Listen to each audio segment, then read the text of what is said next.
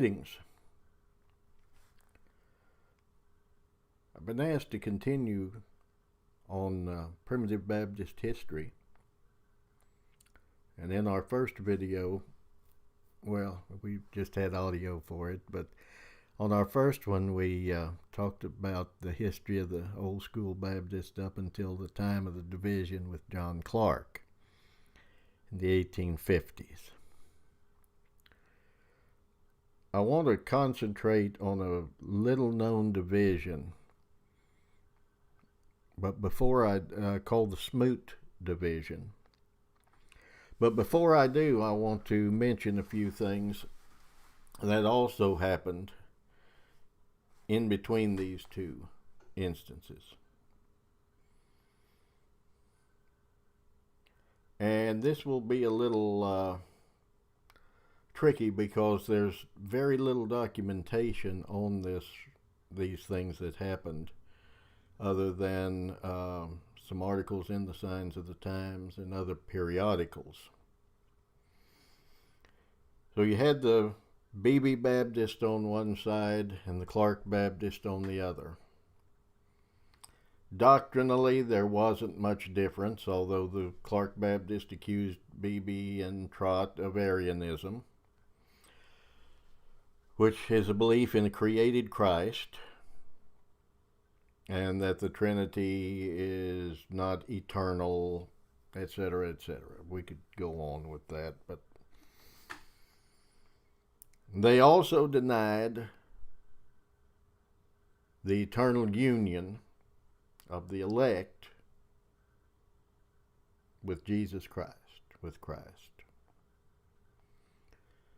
They also believed, and we have to, and I hope we get to talk about this again, but they also believed that the same man that was born of the flesh was born again, or as they like to call it, regenerated.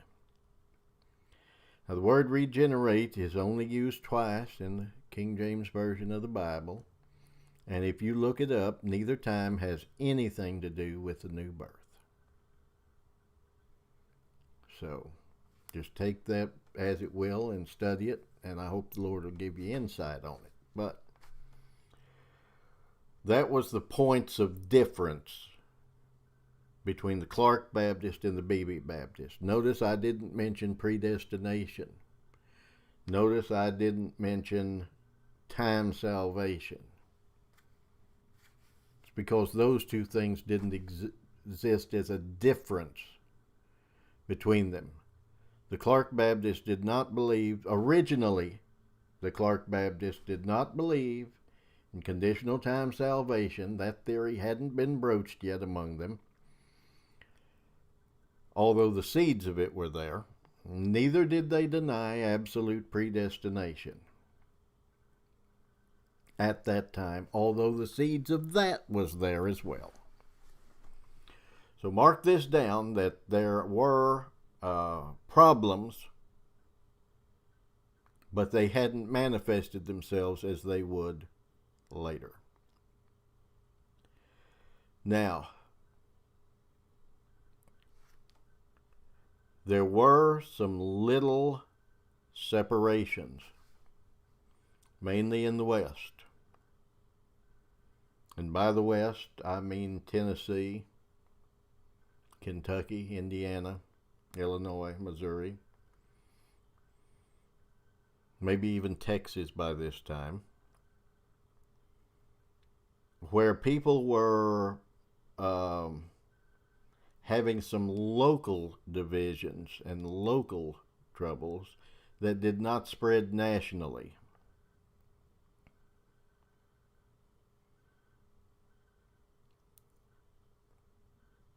In other words, they did not affect the Baptist. You can read in the Signs of the Times from that time period. We're talking in between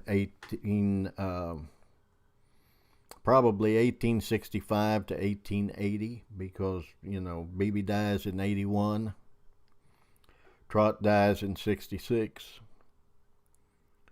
There you go. The people are declaring different things. BB believes this.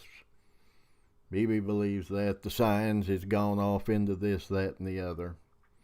And BB answers some of them in his editorial writings. So if you look at that, you'll find a lot of local things where he's being accused of different doctrines and accused of different things. And none of them are going to amount to a hill of beans nationally. A few little squabbly fights that go on locally amongst the Primitive Baptist. Until you get to the death of BB.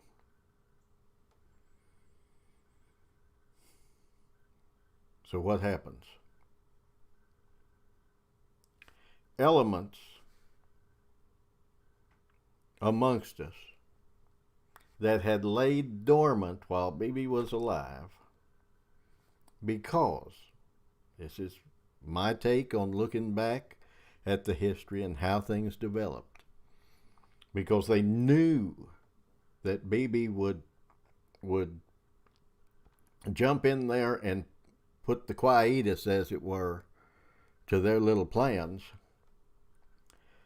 They decided they would go ahead and reunite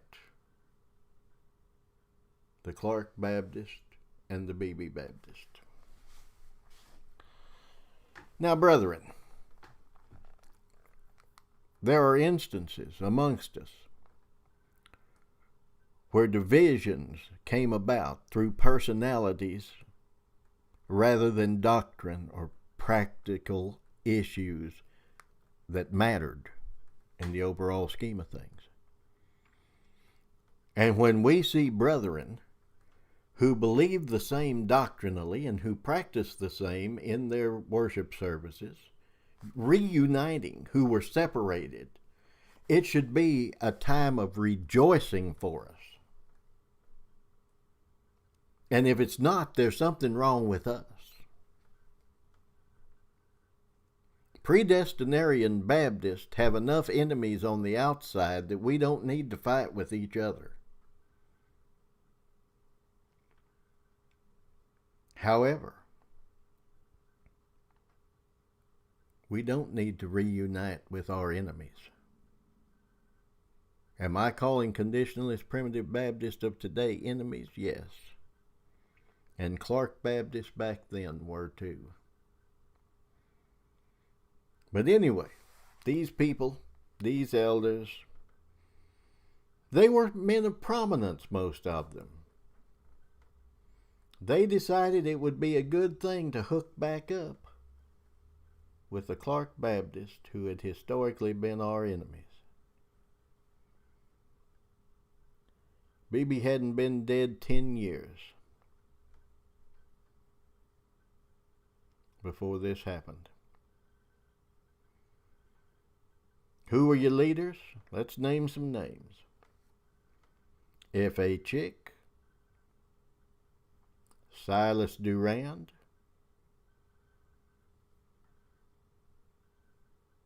John Green Eubanks, Elder Badger in Virginia,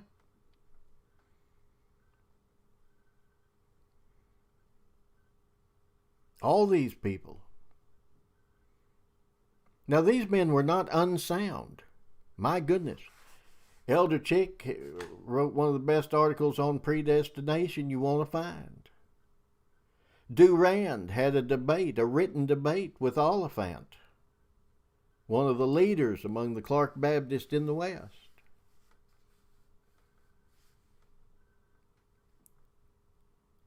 But they thought that reestablishing this fellowship and gaining numbers, and that has to be what it is, because I don't believe these men were completely unsound as far as doctrine goes.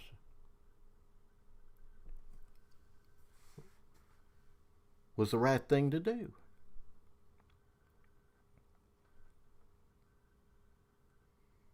Sylvester Hassel was another one. And just as an aside, if you read some of Sylvester Hassell's stuff in the Gospel Messenger, he seems to be more one with the Clark Baptist than with the Beebe Baptist, unlike his father, who was a close friend of Elder Beebe. Well, what happens? Well, my goodness, some people oppose them.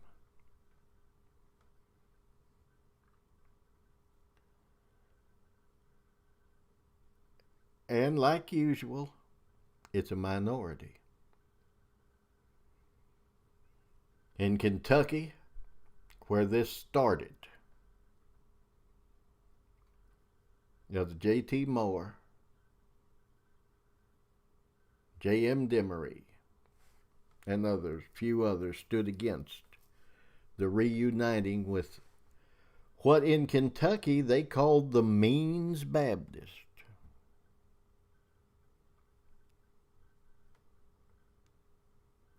And so the Licking Association, Thomas Dudley's old association, Ambrose Dudley's old association, said, we're not going to send messengers to any associations this year. We're just going to send minutes because we need to take care of some of this problem within our own ranks. Well, human nature being what it is, folks, when it came time for the Eastern associations, let's name them: Lexington, Roxbury, Delaware River, Delaware, Salisbury, Baltimore, Virginia Corresponding Meeting. Those are the ones that were normally back then called the Eastern Associations, because they were kind of, Virginia Corresponding was in the Northern Virginia area. From there north, those associations. Those ministers that had been at the Licking Association told it that, the Licking has decided not to send messengers to the Eastern Associations. Well, it was to none. No association. We're not going to send messengers to any. Oh, no. And so that got all kinds of people upset, naturally. And I've got to make an aside here. I hope y'all don't mind. But I have to. There's nothing wrong with brethren associating and churches associating. However, associations have, for the most part, been the ruin of the Baptist and the cause of more divisions than anything else among them.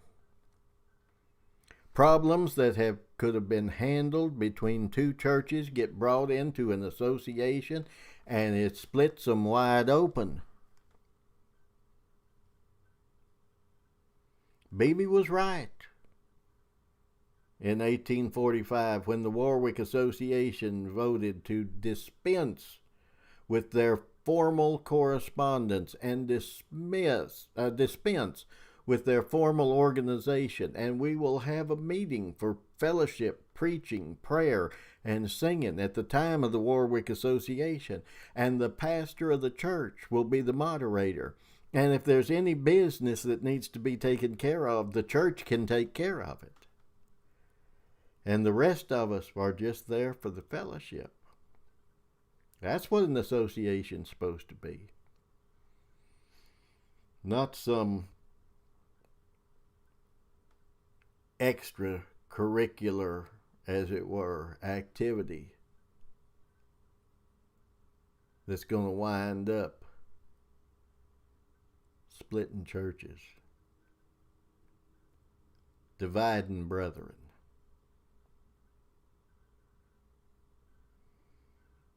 Good brethren.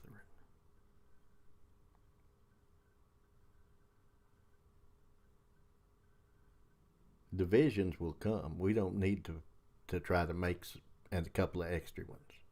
Bible tells us that, doesn't it? Must needs be that divisions come. Bless our hearts. The Lord will send division at the proper time. Well, that got carried into the associations.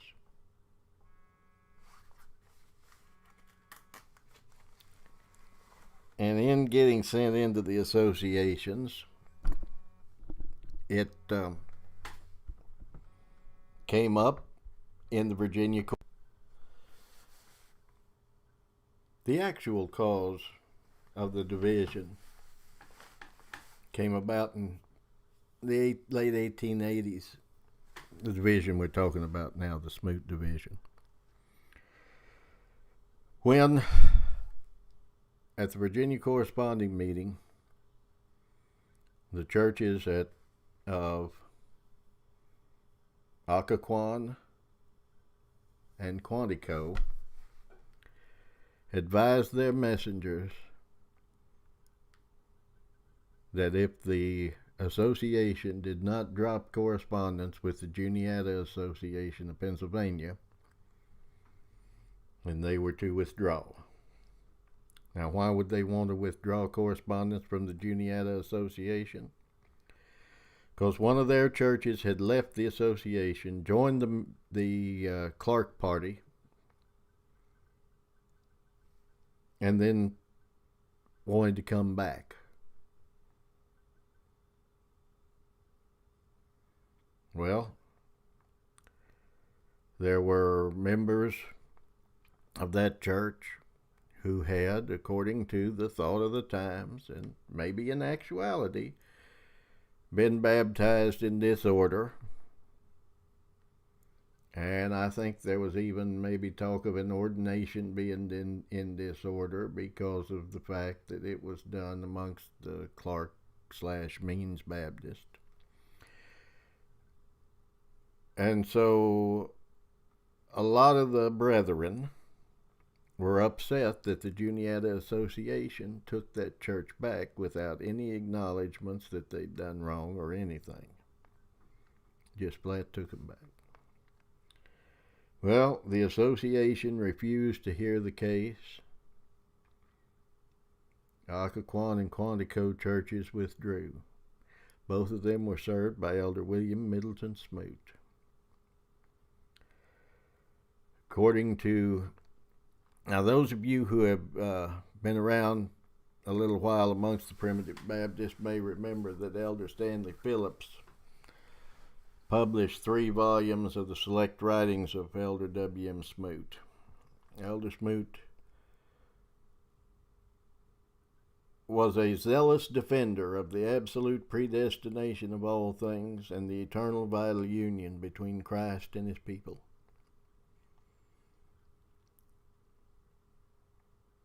He wrote 2 books, Reminiscences of the Baptist of Virginia. Elder Phillips reprinted it. The Contest of 1886 through 1889, which was about this division, went into a lot of detail, including the fact that the elders Chick and Durand in particular were ready to reopen correspondence with the Clark Party. And he quotes an article in there by T.S. Dalton, I believe, and he says that Dalton wrote the following: if we have to take in unlimited predestination and eternal children, that was their disparaging term for eternal vital union, it's best we stay separate because we'll all time be in a wrangle. Here 40 years, 45 years after the Clark division, they'd already determined that unlimited predestination, what we would call absolute predestination, was wrong.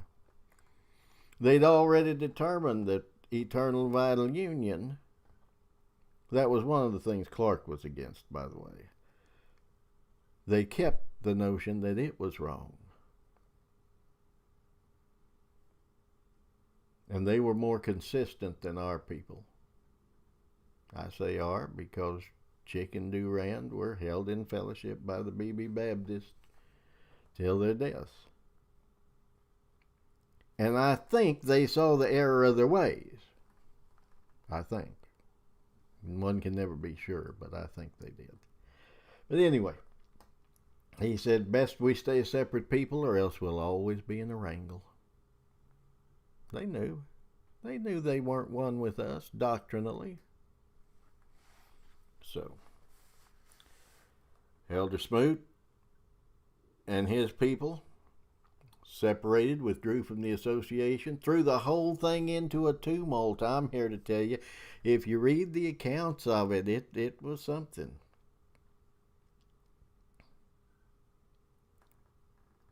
And what's the first thing they did? Start another association. The whole problem was fostered and festered by associationalism. And they'd ready to start a new one. And did.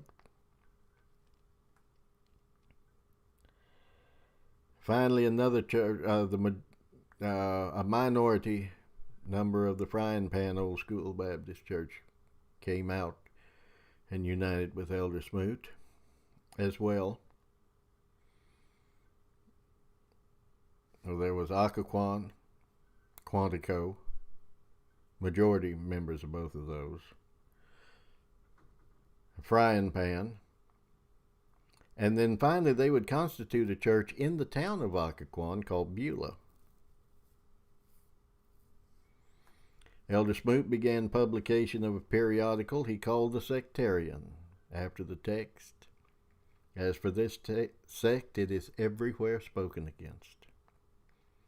It's where Elder Phillips got his material, was from the sectarians.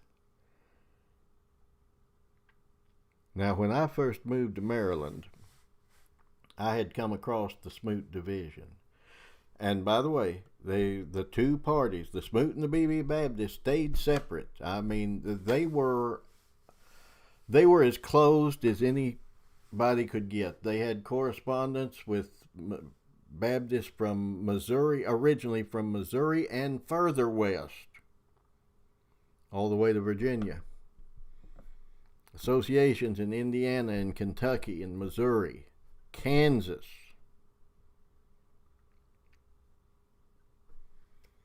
Some of the names that are in there were alive when I come amongst the Baptist, or had just died recently when I come amongst the Baptist. And by the Baptist, I mean the old school predestinarian Baptist.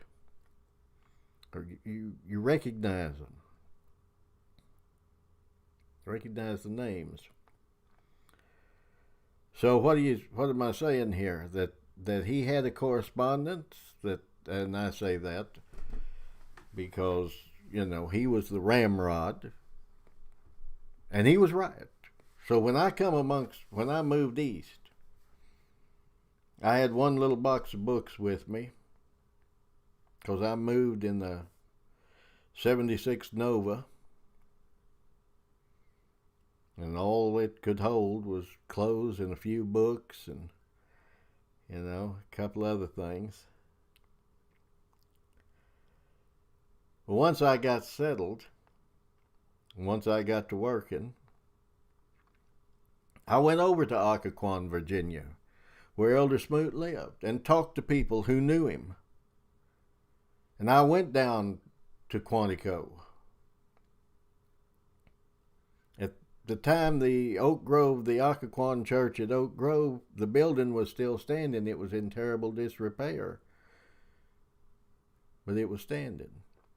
People still talked bad about Elder Smoot. He died in the 30s. And in the 80s, 50 years after his demise, people were still telling how awful he was and what stories they told. And some people really liked him. Here's a story about him that's not in any book or any history.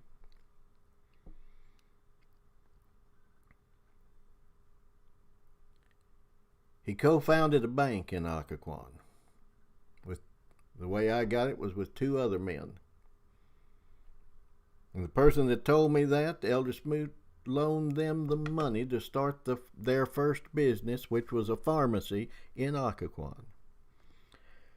She said, "Do you know about Elder Smoot and the bank problem?" I said, "No, I never heard of a bank problem." She said, "Yes, Elder Smoot and a couple of men, they got him to go in with them and start a bank. Well, it was doing pretty well. And those two absconded with the funds." They left. Elder Smoot was a resident of Occoquan. Lived right outside town in a home he called Mount High. Called it the Old Tan Yard. He made good every deposit out of his own pocket.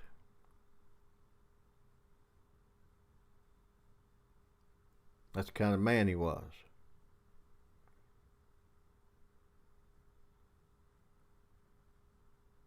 That's the kind of man he was. She said, "Yes."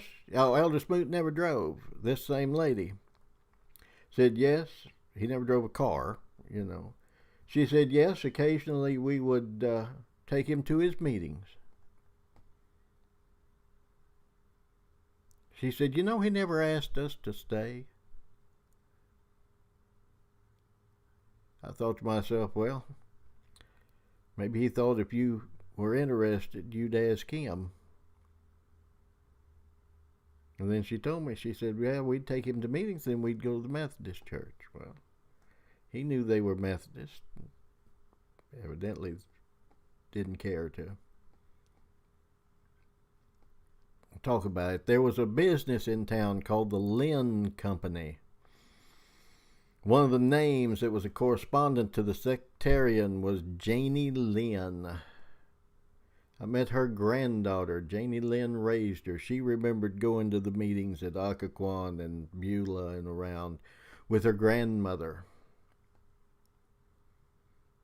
To show you how it had effect on her, she thought the conditionalists down there were the same as the Smoot Baptist. So I talked to their deacon at her request, and my. Didn't believe nothing like the old Baptists do. Didn't believe like anything. The last member of any of the Smoot churches was Susie Hickson, who lived across the street just about from the Beulah Meeting House. The Beulah Meeting House is gone now. There's still a little cemetery down in the town of Occoquan where it was, and a marker. And many of the historic older homes in Occoquan are marked, and that's how I know that was Susie Hickson's house.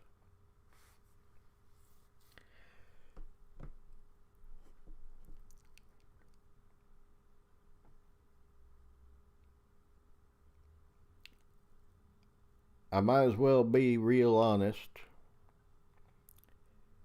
and say that some people in the area accused him, Elder Smoot, and Susie Hickson of having an affair. At this late date, I don't think we'll ever know if it's true. I like to think it wasn't, that it was just talk and gossip, because Susie Hickson did help with the sectarian. And Elder Smoot's wife was named Susie as well. One more thing of a personal nature before we talk about doctrine a little bit more about Elder Smoot is if you go online and look him up, Elder W.M. Smoot, Elder William Middleton Smoot, and you do a Google search, you're going to find something on there that says that, yes, that church stood empty because Elder Smoot on his deathbed said nobody's to preach there until I come back and preach. Now, brethren, I'm going to tell you, based on what I know, that's a lie. That's an absolute lie. Because I talked to the man that found that Elder Smoot had died. You see, he had come to town for a couple of days. And people got worried about him. So they said, Arthur Carter, that was his name. He lived in Manassas, died there. That's where I met him.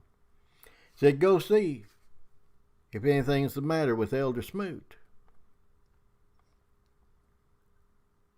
He did. Said he found him sitting in the kitchen, looking like he was asleep, with his feet on the stove, and the Bible in his lap.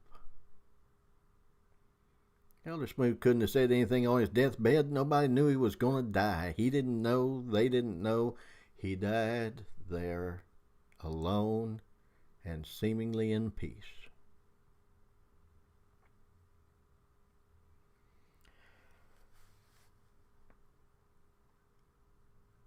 Elder Smoot contended for the correct doctrine. I got my copy of Elder Smoot's book. I was trying to tell this a while ago. When I moved east from Oklahoma, I had a copy of that book. It was a gift to me from a very precious brother who had gotten the book as a gift from Elder Smoot himself. And I'd read it 3 or 4 times in 3 or 4 months.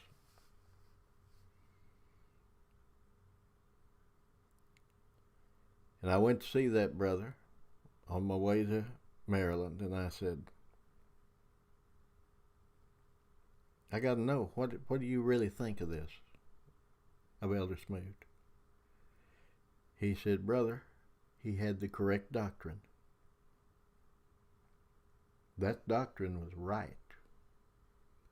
He said, I think he was wrong to have divided like he did.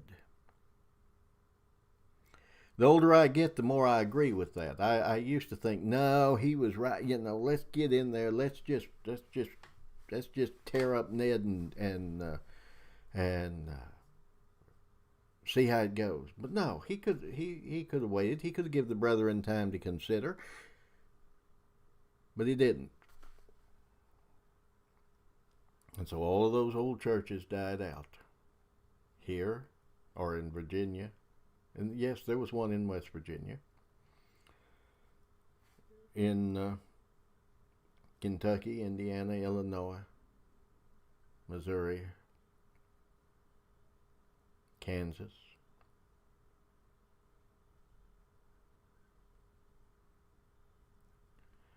What doctrine did they divide over?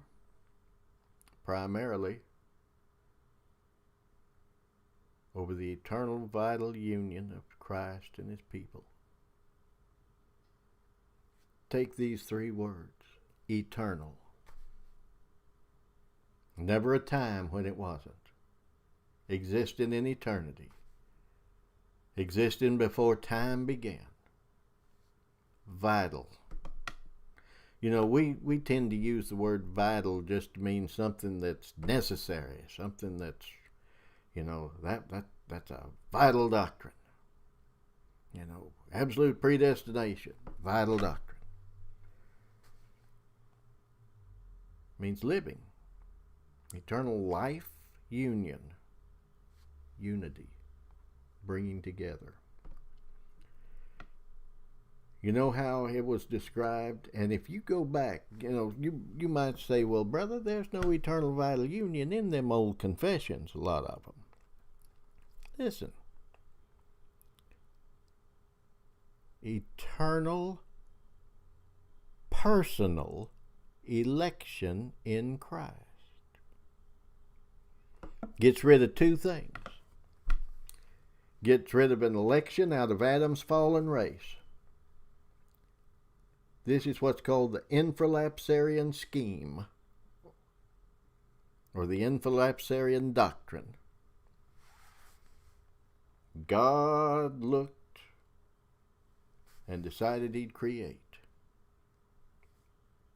And Adam fell, and he chose a people to himself. Based on the fact they were Adamic sinners. Now there's the supralapsarian scheme. And the supralapsarian scheme says this. God said, I'm going to create a people. And out of those people I'm going to create, I love some. And I'm giving them, I'm choosing them now. I'm not just choosing Adam at them. He hadn't even considered the fall. But personally, he chose a people, and by personally I mean individually. He didn't just grab a lump and said, all right, anybody that's in here, that's the ones I'm choosing. No. Our God deals in specifics. Specifics. He chose a people. He gave them to his son and gave them to him as his seed.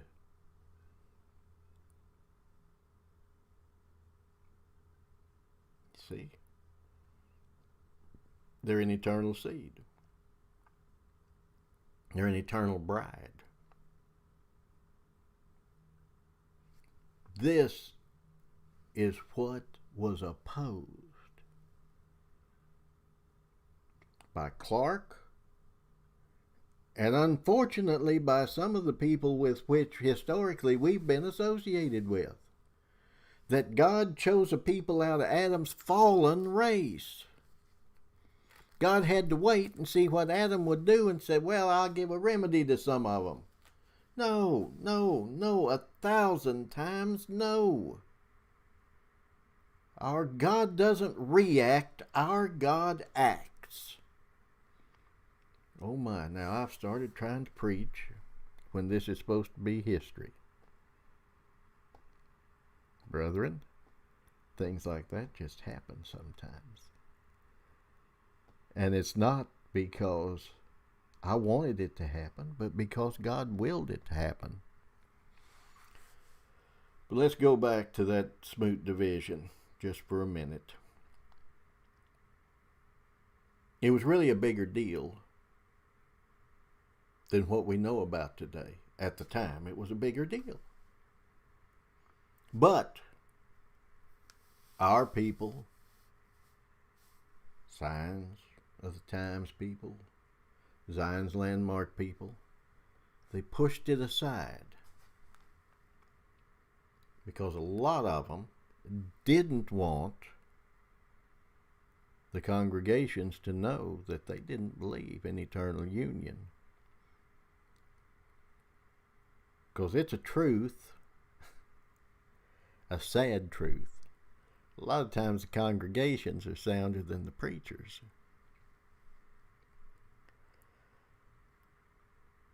Well, things rocked along. The Smoot Baptists became forgotten until some of us dredged it up based on my getting that copy of Elder Smoot's first or last book.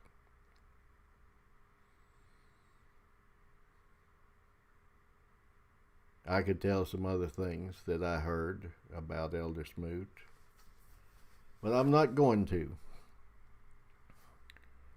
because the venom with which they went after him, like I say, 50 years after his death, the churches were all closed.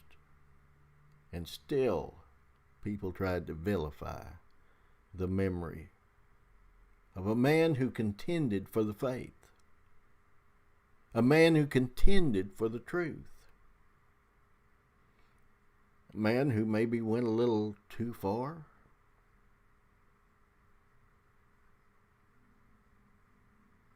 You know, the brother that I was talking about who said, believe Smoot had the right document, he was wrong in dividing, said this: You know, if he'd have waited a little while, they might have divided with him. Think about that. If we just wait a little bit, be a little more patient, that would happen. I want to end this with another thing that kind of made me sad the first time I heard it. It makes me sad every time I think about it. Elder John D. Woods served the churches of the Virginia Corresponding Meeting for years. Mount Zion, Frying Pan, New Valley. He also served Baltimore and Black Rock. Those were the churches that Elder Smoot divided from. But when they come up here, Susie Hickson was still alive. She was in the nursing home. And they'd go see her. They'd talk, visit, discuss the scriptures. Elder Wood was a sound Baptist. I don't think you'd ever hear anyone, if they remember him, that would say Elder Wood was a soft Baptist. He wasn't. And Lord knows Sister Wood wasn't. Oh. But he asked Sister Susie Hickson as they were leaving one time. He told me this himself now. He said, "Would you like me to say a word of prayer before we go?" He said she looked at him and said, "No, I don't believe Elder Smoot would have wanted it."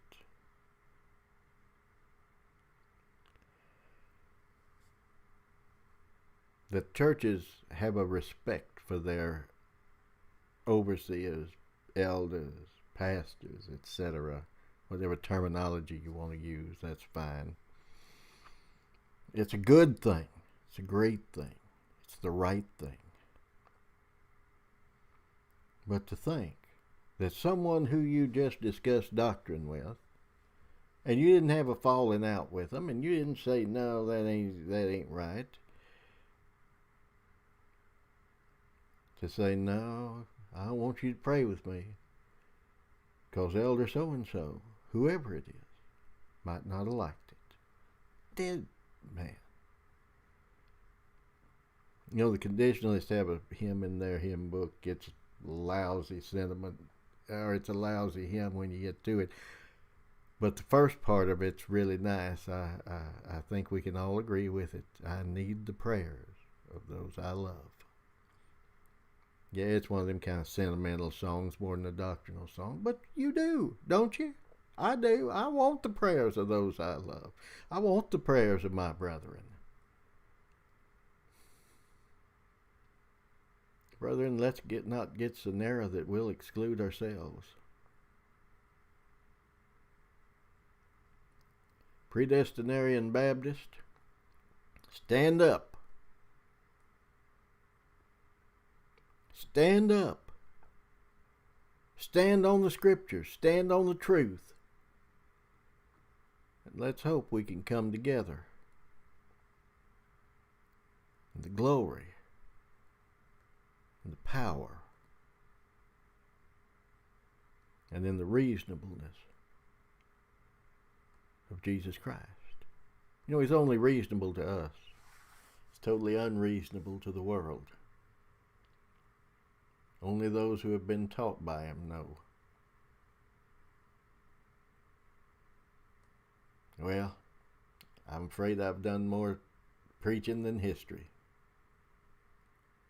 If I have, I hope you brethren will forgive me. We'll get back to this, if the Lord wills, and talk about the division of around 1900 and that marvelous thing called the Fulton Convention and its little baby the Fulton Confession. Hope the Lord will bless you.